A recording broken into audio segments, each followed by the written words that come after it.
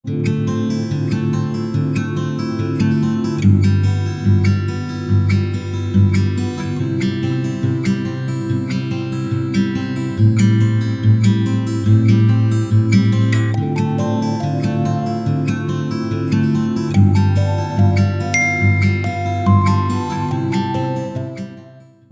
बार फिर से आप सभी का स्वागत है। हम अध्ययन कर रहे हैं न्यायियों की पुस्तक का और अब समय है कि हम उसके 13वें अध्याय पहले वचन से आगे का अध्ययन करेंगे। यहाँ पर हम 13वें अध्याय में शिमशोन के जन्म का वर्णन देखते हैं, जो कि इजराइल के 12वें न्यायियों हैं और बहुत ही प्रसिद्ध और बलशाली न्यायियों हैं यहाँ पर। और हम देखते हैं इनका जो जन्म है, जन्म से ही यहाँ पर इनके विषय में बताया गया है, क्योंकि परमेश्वर ने इन्हें जन्म से ही अपने लिए नाजीर यानी कि अपने लिए चुन लिया था। और यहाँ पर हम देखते हैं कि दानियों के कुलों में जो एक व्यक्ति है जिसका नाम मनोहा है, जो कि सोरा नगर में रहता है, उसकी पत्नी बांझ है। और उस समय में हम देखते हैं कि पलिश्तियों का राज उस समय में चल रहा था और 40 साल से पलिश्ती उनके ऊपर अपनी हुकूमत कर रहे थे और उनकी अधीनता में, जो इजरायली थे उनकी अधीनता में थे। तो यहाँ पर हम देखते हैं दान गोत्र का एक पुरुष है जिसका नाम मनोहा है, जो कि सोरा नगर का रहने वाला है। उसकी जो पत्नी है वो बांझ थी। और वहां पर हम देखते हैं कि परमेश्वर ने उसकी स्त्री को, परमेश्वर के दूत ने उसकी स्त्री को दर्शन देकर कहा कि सुन, तू बांझ होने के कारण तेरे बच्चा नहीं है, लेकिन अब तू गर्भवती होगी और तेरे बेटा होगा।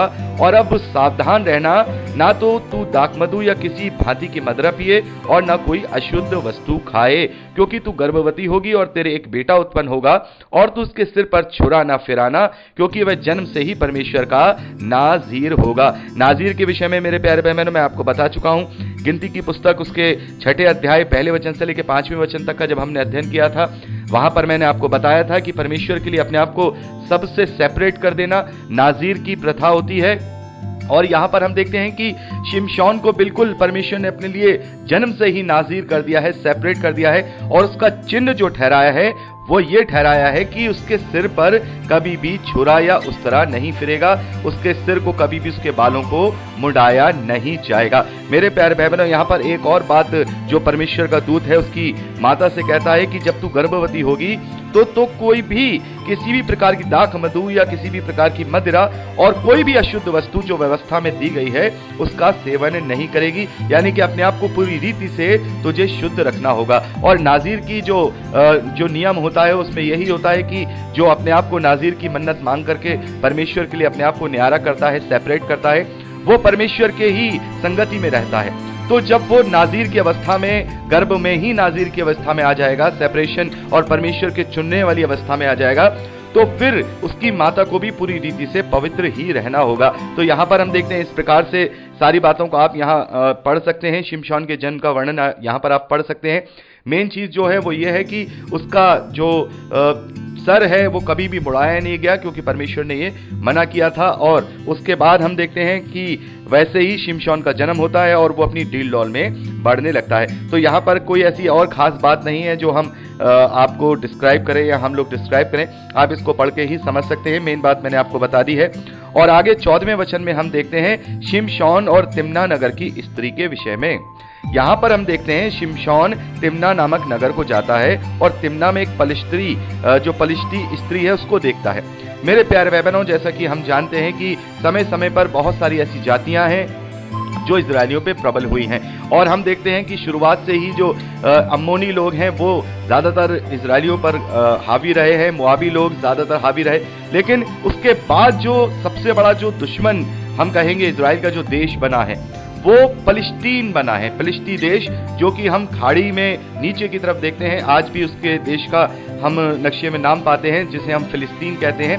तो ये पलिश्ती जो लोग थे, इनका जो इजरायलियों के साथ जो झगड़ा है वो बहुत पुराना है। और यहाँ पर हम देखते हैं कि यहीं से पलिश्ती जो हैं इजरायलियों पे प्रबल होने शुरू हुए। और सबसे पहले यहाँ शिमशोन ने ही उनको सबसे बड़ा वार किया, उनके लोगों पर वो प्रबल हुआ और इजरायलियों के लिए उसने न्याय किया, उनके लिए वो लड़ा, उन्हें छुटकारा दिया।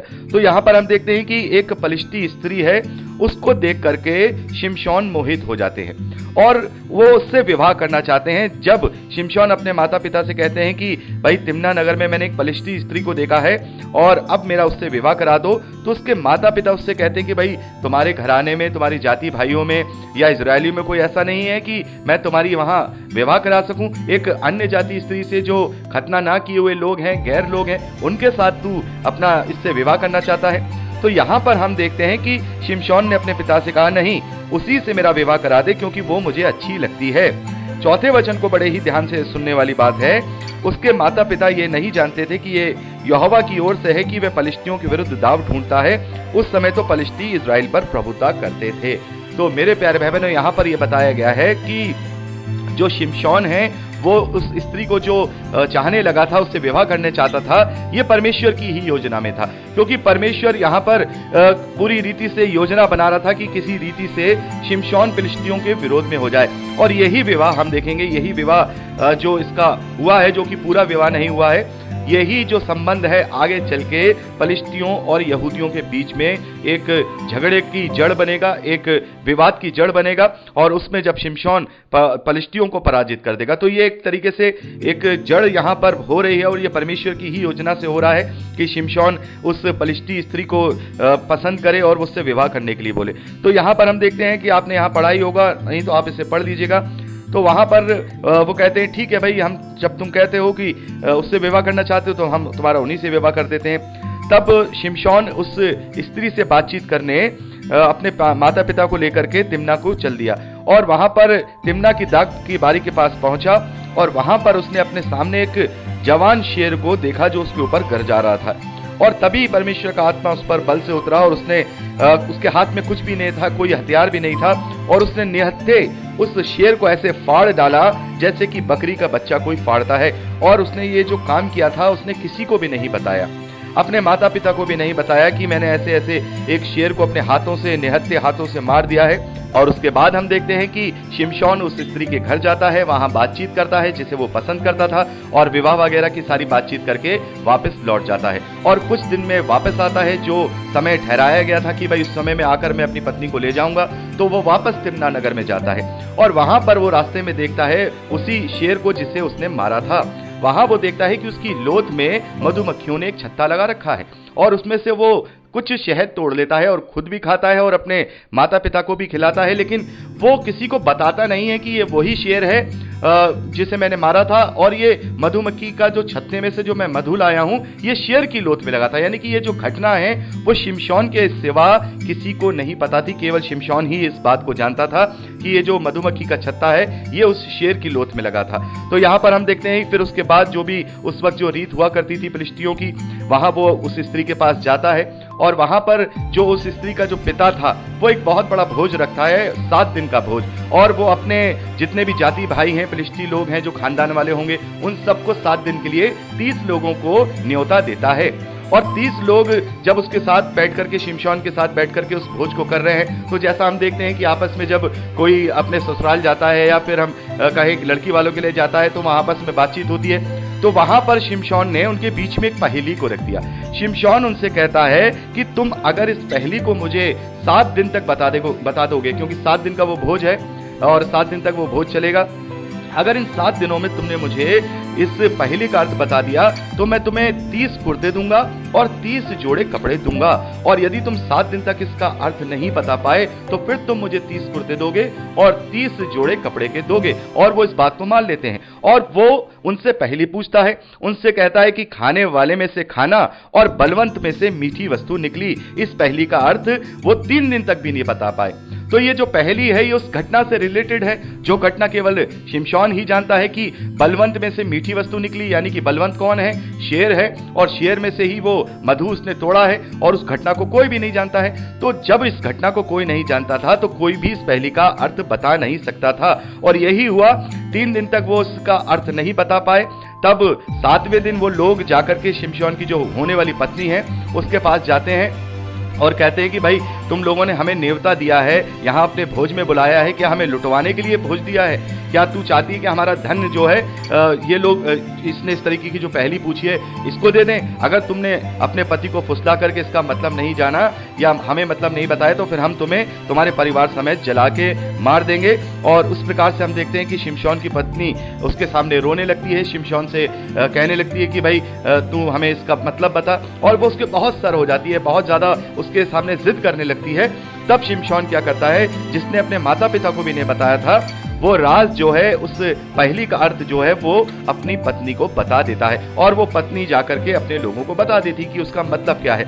और 7वें दिन जब सूरज डूबने ही वाला था, तब उस नगर के लोगों ने, जो नेवते में आए हुए थे, वो शिमशोन को जाकर के उस पहेली का अर्थ बता देते हैं। यहां पर 18वें वचन में हम देखते हैं कि मधु से अधिक मीठा और शेर से अधिक बलवंत क्या, यानी कि बलवंत में से मीठा निकला, यानी कि शेर की लोथ में से मधु निकला। तो ये अर्थ जो है वो यहां पर बता देते हैं। तब जो शिमशोन है वो उन लोगों को जवाब देता है, यदि तुम मेरी किलोर को हल में ना जोतते तो मेरी पहेली कभी ना बूझते।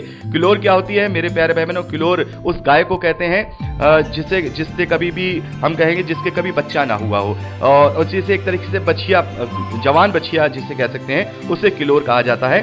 तो यहाँ पर हम देखते हैं कि उसके कहने का मतलब ये था कि तुमने मेरी किलोर को इस्तेमाल किया, मेरी पत्नी को इस्तेमाल किया, तभी तुम इसका मतलब बता पाए हो, वरना तुम कभी नहीं बता पाते। तब हम देखते हैं कि फिर वो एक अश्कलोन नामक नगर में जाता है और वहां पर 30 लोगों को मार देता है और उनसे जो भी धन कपड़े वगैरह ले करके, उनसे लूट करके वो उन लोगों को क्या कर देता है, बांट देता है। और इस प्रकार से शिमशोन जो है वो अपनी उस पत्नी से बहुत ज्यादा गुस्सा हो जाता है, नाराज हो जाता है कि भाई जो मैंने तुम्हें बताया था वो तुमने दूसरे लोगों को क्यों बता दिया, और गुस्सा होकर के वो वहां से चला जाता है। यानी कि शर्त तो वो हार गया था, और शर्त हारने के बाद उसने इस प्रकार से 30 लोगों को मारा। और ये 30 लोग कौन हैं? ये 30 लोग भी पलिश्ती हैं और ये दूसरे नगर अश्कलोन के हैं। वहां से इसने क्या किया, शिमशोन ने उन 30 लोगों को मारा ताकि वो अपनी जो पहेली है उसका जो हार गया था शर्त वो दे सके। तो यही जो बात थी मेरे प्यारे भाई बहनों, यही झगड़े का जड़ हो गई। आगे चल के हम देखेंगे यही बात झगड़े की जड़ होगी और जो शिमशोन है वो पलिश्तियों को पराजित करेगा। तो यहां पर अब शिमशोन क्या करता है, गुस्सा होकर के वापस अपने घर चला जाता है। और जो उस स्त्री का जो पिता था, जो पलिश्ती पिता था, वो ये सोचता है कि अब शिमशोन चला गया है, अब तो ये इससे विवाह करेगा नहीं। तो वो क्या करता है, अपने ही किसी संगी के साथ, वहीं पलिश्ती के साथ अपनी बेटी का विवाह कर देता है। यानी कि शिमशोन की बात जिससे लगी थी वो अब उस स्त्री का विवाह उसका पिता किसी और पलिश्ती मनुष्य से कर देता है। शिमशोन वापस गुस्से में चला जाता है। तो यहाँ पर एक चीज हम देख रहे हैं बार बार कि शिमशोन की पत्नी। तो मेरे प्यारे भाई बहनों, इस बारे में मैं आपको पहले ही भी बता चुका हूं जब हमने मत्ती का सुसमाचार का अध्ययन किया था, जहां पर हमने यूसुफ और मरियम के विषय में पढ़ा था। तो वहां यूसुफ की पत्नी मरियम बताया गया था। तो जैसा मैंने आपको वहां बताया था कि यहूदी कल्चर में, मिडिल ईस्ट कल्चर में जो मांगी हुई स्त्री होती है, जो मंगेतर स्त्री होती है, मांगी हुई मतलब विवाह के लिए मांगी हुई, जिसके साथ मंगनी हो जाती है, एंगेजमेंट हो जाती है, वो उस समय से उसकी पत्नी हो जाती है। बस केवल उसको वापस घर लेकर के आना होता है, गौने के रूप में उसे अपने घर में लाना होता है। ये मैंने आपको वहां समझाया था। तो यहाँ पर अभी ये जो शिमशोन है, इसकी वो पत्नी नहीं बनी है, इसकी पत्नी नहीं बनी है, यानी कि अभी कोई भी उनमें आपस में संबंध नहीं बना है, क्योंकि शिमशोन उस वक्त 7वें दिन ही वहां से गुस्से में चला गया था। तो अब यहाँ पर हम देखते हैं कि उसका दूसरी जगह विवाह कर दिया गया, अब डायरेक्टली उसका विवाह कर दिया गया। तो 14वें अध्याय में हम इसी प्रकार से ये पूरा वर्णन पाते हैं। अब हम 15वें अध्याय में देखते हैं कि कुछ दिनों के बाद शिमशोन को लगता है, उसको याद आने लगती होगी कि नहीं, मैंने गुस्सा किया, क्योंकि वो उसे पसंद तो करता था, मोहित था उसमें। तो वो वापस एक बकरी का बच्चा लेकर अपनी पत्नी से मिलने अपने ससुराल जाता है और उसके पिता से कहता है कि मैं अपनी पत्नी के पास कोठरी में जाऊंगा। लेकिन उसका ससुर उसे भीतर जाने से रोक देता है, क्योंकि भाई उसने तो किसी और से विवाह कर दिया था, और कहता है कि भाई उसका तो मैंने विवाह कर दिया है, अब तेरे संग में छोटी के साथ उसका विवाह कर सकता हूं, उसकी जो बेटी है, छोटी बेटी है, वो सुंदर है। तो यहाँ पर शिमशोन उनसे कहता है कि अब चाहे मैं पलिश्तियों की हानि भी करूं तो भी उसके विषय में मैं निर्दोष ही ठहरूंगा। तब शिमशोन ने जाकर 300 लोमड़ियां पकड़ी। यानी कि अब यहाँ पर क्या हुआ, अब विवाद और बढ़ा, विवाद यहीं से शुरू हुआ, और यही परमेश्वर की योजना थी कि शिमशोन के द्वारा जो फिलिस्ती हैं वो हराए जाएं और शिमशोन के द्वारा इस्राएलियों की छुड़ौती हो सके। तो यहाँ पर हम देखते हैं कि अब शिमशोन को बहुत ही क्रोध आ गया और उसने कहा कि अब तो फिलिस्तियों को मैं ऐसा करूंगा, इनके साथ गलत करूंगा या अपना बदला लूंगा, जो भी है। और आगे हम देखते हैं कि इस प्रकार से शिमशोन क्या करता है, 300 लोमड़ियों को पकड़ता है। और शिमशोन है तो बलशाली, परमेश्वर का नाज़ीर है, 300 लोमड़ियों को पकड़ता है और 300 लोमड़ियों को पकड़कर उनमें 2-2 लोमड़ियों की पूंछ एक साथ उसने बांधी और उनके बीच में एक मशाल बांधी और मशाल में आग लगाकर उसने लोमड़ियों को पलिश्तियों के खेतों में छोड़ दिया और फूलों के ढेर वरन खड़े खेत और जैतून की बारियां भी जल गईं। यानी कि यहां पर हम देखते हैं कि शिमशोन ने क्या किया, 300 लोमड़ियों को पकड़ के उनकी पूंछों पे मशाल बांध के उनके खेतों में छोड़ दिया। उनके सारे खलियान वगैरह सब जल गए, और जब सब जल गए तो पलिश्ती आपस में पूछने लगे कि भाई ये किसने किया है, ये काम किसका है। तब लोगों ने कहा कि भाई उस तिम्नी निवासी उस पुरुष के दामाद शिमशोन ने ये इसलिए किया क्योंकि उसके ससुर ने उसकी पत्नी को उसके किसी संगी के साथ विवाह कर दिया था। तब पलिश्तियों ने जाकर उस पत्नी और उसके पिता दोनों को ही आग में जला दिया। तो यहाँ पर हम देखते हैं कि पलिश्ती जाकर के उस पत्नी और उसके पिता दोनों को आग में जला देते हैं, जिससे कि जो शिमशोन है वो और भी भड़क जाता है, क्योंकि शिमशोन नहीं चाहता था कि वो उन लोगों को मार दें। शिमशोन तो ये चाहता था कि वो लोग उन पर दबाव बनाएं और वो उसकी पत्नी को ले जाने दें। तो यहाँ पर हम देखते हैं कि शिमशोन उनसे कहता है कि तुमने ऐसा काम किया, अब मैं तुमसे बदला लेकर ही चुप होऊंगा।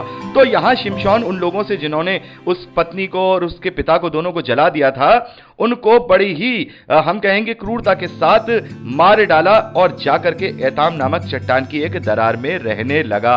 तो मेरे प्यारे भाई बहनों, यहाँ पर हम देखते हैं कि यही पलिश्तियों और इस्राएलियों के बीच में जो झगड़े की जड़ है यहीं से शुरू हुई है। और अब पलिश्ती शिमशोन को ढूंढने के लिए यहूदा के देश पर चढ़ाई करेंगे, जो कि हम नबी वचन से आगे पढ़ते हैं। तो यहाँ पर हम देखते हैं कि एक स्त्री यहूदियों और इजरायलियों और जो पलिश्ती हैं उनके बीच में झगड़े का कारण बना। अब नबी वचन से आगे का अध्ययन अगली रिकॉर्डिंग में करेंगे। प्रभु आपको आशीष दे।